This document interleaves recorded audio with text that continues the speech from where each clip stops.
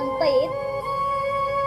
काही लोक दिसायला फार सुंदर असतात महाराज, दाखवतानाही एवढं ढोंग करतात की माणसाला कळणारही नाही हा आतून कसा आहे. दाखवण्याचं रूप वेगळं असतं, असण्याचं रूप वेगळं असतं.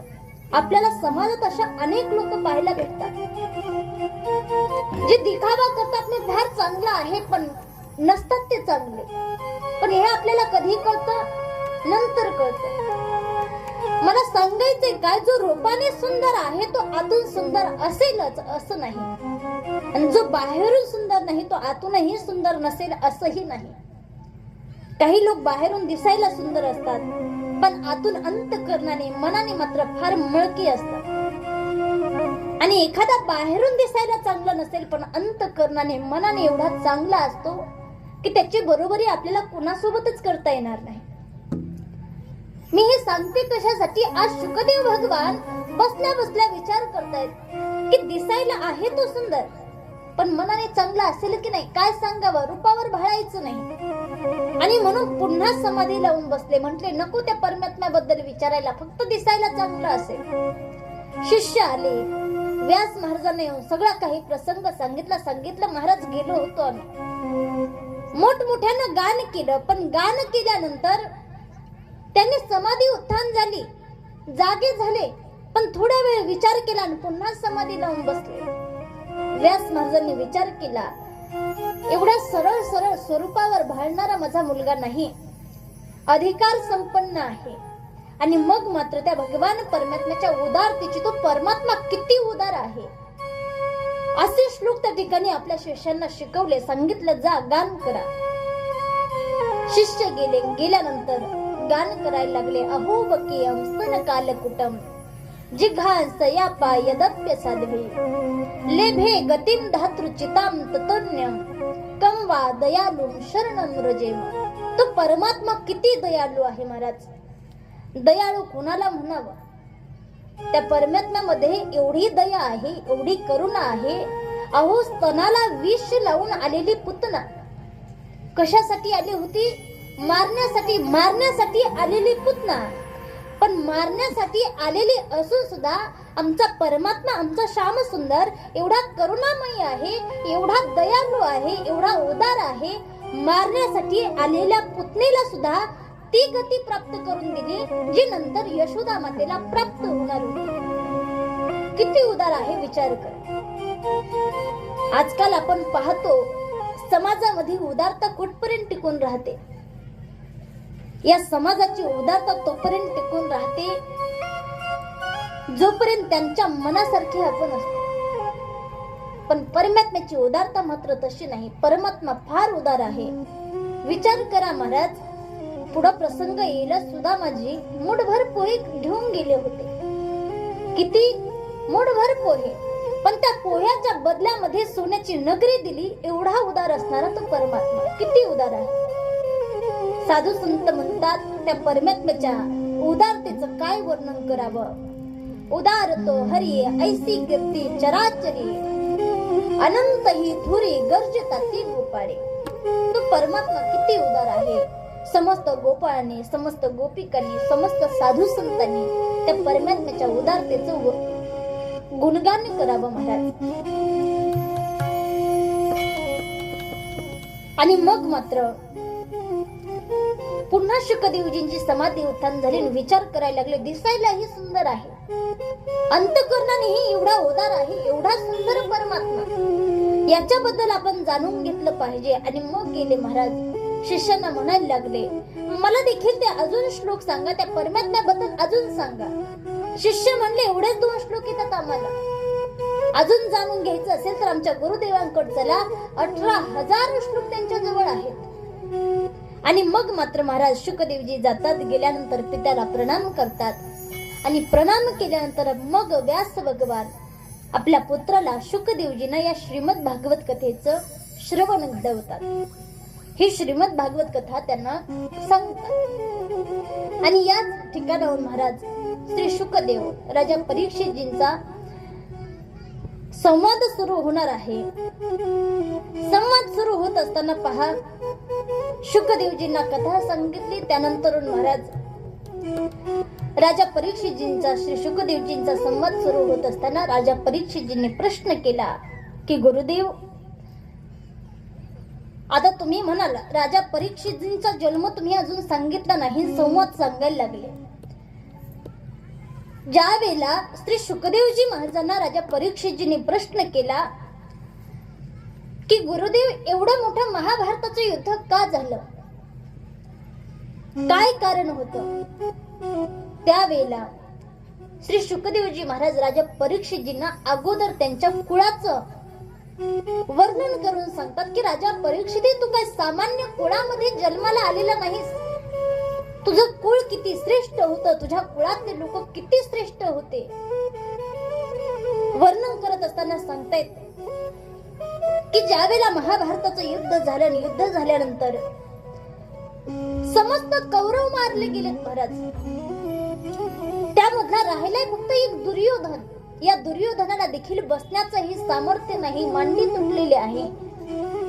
काही क्षणामध्ये मरणासन्न अवस्थेला प्राप्त होईल अशी परिस्थिती त्या दुर्योधनाची आहे. काही काळात मरेल हा दुर्योधन.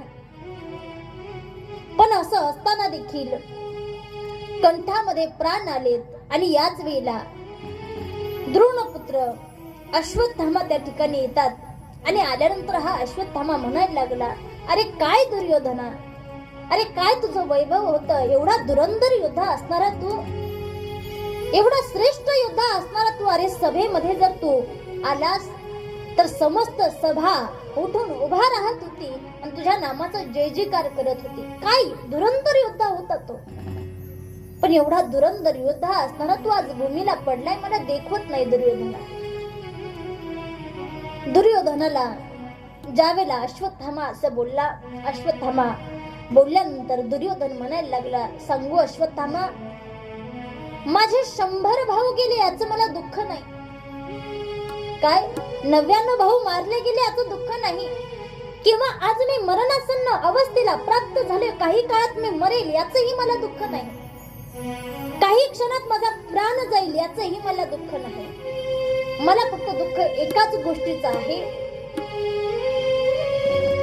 की आम्ही 100 भाऊ होतो, 100 मधले 99 मारले गेलो. हे पांडव 5च जण होते, यांच्यातला एकही गेला नाही याचं दुःख आम्हाला आहे. काही लोक असे असतात, आपल्या जवळचं सगळं गेलं तर त्यांना आपलं गेलं याचं दुःख नसतं महाराज. माझ्या शेजारच्याचं का गेलं नाही याचं दुःख असतं. आपलं घर जळालं त्याचं दुःख नसतं, पण माझ्या शेजारच्याचं का जळालं नाही याचं दुःख असतं.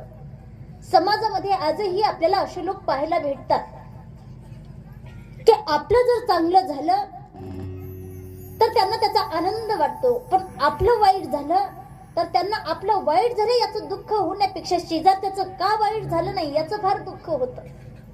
असा हा दुर्योधन म्हणायला लागला, माझे 99 भाऊ गेले, पांडवातला एकही गेला नाही, यातला एक जरी गेला असताना अश्वत्थामा मी आनंदाने प्राणाचा त्याग केला असता.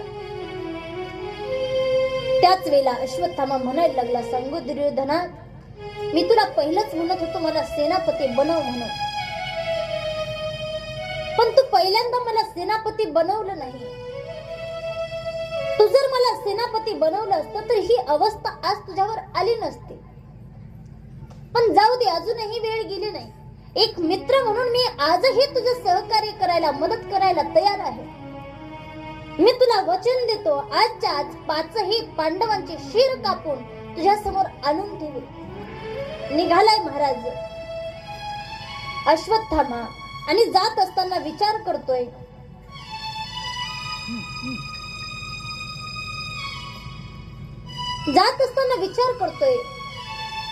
ज्या पांडवांना कृपाचार्य, द्रोणाचार्य, भीष्म पितामह, अर्जुन हे त्यांचं काही बिघडवू शकले नाही, मी काय मारणार आहे त्यांना. पण चला तरीही आपण काहीतरी करू, काहीतरी उपाय शोधू. शास्त्रामध्ये काकन्याय एक सांगितलेलं आहे. त्या काकन्यायाप्रमाणे आपण त्याला मारू असा विचार करून हा अश्वत्थामा निघालाय महाराज. एक कावळा 1000 घुबडांना मारू शकतो. किती? एक कावळा 1000 घोबड्यांना मारू शकतो, पण कधी दिवसा, कारण दिवसा घोबड्यांना दिसत, दिवसा फुटती डोळे डिडुळाचे. रात्रीच त्यांना दिसतं महाराज, पण दिवसा दिसत. बर घोबड माहितीये ना महिला मंडळी, घोबड्याला दिवसा दिसत नाही, ज्ञानोबरायांनी वर्णन केले. त्यानंतर गेला महाराज, ठरवलं आपल्या शत्रूची शक्ती पाहायची नाही, त्याची कमजोरी पाहायची. इकडे भगवान श्यामसुंदराला कळलं की अश्वत्थामा पांडवांना मारण्यासाठी येतोय. मग पांडवांना कुटियाच्या बाहेर घेऊन गेले आणि गेल्यानंतर पांडव पुत्र त्या ठिकाणी पांडवांच्या जागेवरती झोपवले महाराज. पांडवांचे पुत्र झोपवले. अश्वत्थामा आला रात्रीच्या वेळेला, समस्त पांडव पुत्रांचे शिर धडा वेगळे केले. आणि ज्या वेळेला पांडव पुत्रांचे शिर धडा वेगळे केले, धडा वेगळे केल्यानंतर हातामध्ये ते शिर घेतले, दुर्योधनाकडे निघालाय महाराज. आणि दुर्योधनाकडे गेल्यानंतर दुर्योधनाला म्हणायला लागला, हे बघ दुर्योधना, अरे संपूर्ण आयुष्यामध्ये तुला जे जमलं नाही ते आज मी करून दाखवले. हे पांडव पुत्रांचे, पांडवांचे शिर या ठिकाणी मी घेऊन आलोय. अंधार होता, अंधारामध्ये वीज चमकली. वीज चमकल्यानंतर त्या प्रकाशामध्ये त्या पांडव पुत्रांचे शिर दुर्योधनाला दिसले. दुर्योधन म्हणायला लागला, अरे अश्वत्थामा, अरे काय केलं तू हे? तुला तर मी पांडवांना मारून आणायला लावलं होतं, पांडवांचे शिर आणायला लावले होते, तू आज पांडव पुत्रांचे शिर घेऊन आलास. अरे आमच्या कुळामध्ये कोणी पाणी पाजायला सुद्धा ठेवलं नाही. या पांडव पुत्राने काय बिघडवलं होतं? माझं तर बिघडवलंय त्या पांडवांनी. त्या पांडवांना मारायचं होतं, पण त्या पांडवांना न मारता तू पांडव पुत्रांचे शिर घेऊन आलास. आक्रोश करत करत आज दुर्योधनाने आपल्या प्राणाचा काय केला? त्याग केला. इकडे ज्या वेळेला द्रौपदीला कळालं महाराज, माझे 5ही पुत्रांना मारलेलं आहे, मोठमोठ्यानं आक्रोश करायला लागले, रडायला लागले. ज्या वेळेला रडायला लागले महाराज, अर्जुन आला ना, अर्जुन म्हणायला लागला की द्रौपदी, ज्यानं कुणी तुझ्या पुत्रांना मारलं असेल ना, त्याला मी आजच्या आज तुझ्या समोर आणून उभा करतो. आणि मग तुला जे काही शिक्षा वाटेल ती शिक्षा तू त्यांना दे. त्यावेळेला अश्वत्थाम्याला कळालं भगवान श्यामसुंदर आणि अर्जुन मला मारण्यासाठी येत आहेत. हा इकडून मोठमोठे अस्त्र सोडायला लागला. अर्जुनही अस्त्र सोडायला लागला. त्यानंतर अर्जुनाने अश्वत्थाम्याच्या केसाला पकडलं. अश्वत्थाम्याच्या केसाला धरून ओढत ओढत द्रौपदी जवळ आणलं. द्रौपदी समोर उभा केलं. सांगितलं, द्रौपदी सांग या अश्वत्थाम्याला काय शिक्षा करू? आणि मग मात्र मला जे दुःख झालंय हे अश्वत्थाम्याच्या आईला व्हायला नको. हा विचार केल्यानंतर द्रौपदी बोलायला लागली, मुच्यता मुच्यता एष ब्रह्मणो नितराम गुरु, की याला सोडून द्या, याला सोडून द्या. का? हा तुमच्या गुरुचा पुत्र आहे. हे स्वतः द्रोणाचार्य पुत्र रूपाने तुमच्या समोर उभा आहे, त्यांना मारू नका. मी म्हंटल, तुम्ही काहीही म्हटले तरी याला मात्र मी सोडणार नाही. सगळ्यांनी भगवान श्यामसुंदराकडे पाहिलं आणि श्यामसुंदराला विचारलं, श्यामसुंदर, आम्ही काय करायला पाहिजे? ज्या वेळेला विचारलं, श्यामसुंदराने सांगितलं, ब्रह्मबंधुर्न हंतव्यम आतताई वधारहन मये उभयमामनांतम परिपाह्यनुशासनम. सांगितलं, ब्रह्मबंधुर्न हंतव्यम, ब्राह्मण कसाही असू द्या त्याला मारायचं नाही. काय सांगितलं? ब्राह्मण कसाही असू द्या त्याला मारायचं नाही, पण आतताई अपराधी कुणी का असे ना त्याला सोडायचं. आता मला सांगा, असा न्याय जर आपल्याला सांगितलं तर आपण काय करावं? ब्राह्मण आहे म्हणून मारायचं नाही, पण त्यानं पांडव पुत्रांना मारले म्हणजे तो आतताई झाला. आतताई कुणी का असे ना त्याला सोडायचं नाही. अर्जुन म्हणायला लागला, श्यामसुंदर, तुम्ही सांगितलं हे खरं आहे, पण मीही तुमचा शिष्य आहे. शिष्य असते हमशादी माम त्वं प्रपन्न, मीही तुमचा शिष्य आहे. काय करायचं? हा ब्राह्मणाचा एखादा समाजामध्ये ज्या व्यक्तीला मान आहे अशा व्यक्तीला मरणापेक्षा अपमानाचं जास्त भय असतं महाराज. एक वेळ त्याला वाटतं मेलेलं बरं, पण समाजामधला झालेला अपमान त्याला सहन होत. आजही आपण पाहतो महाराज, फक्त समाजामध्ये अपमान झाला या भीतीपोटी लोक जीव देतात, आत्महत्या करतात की नाही?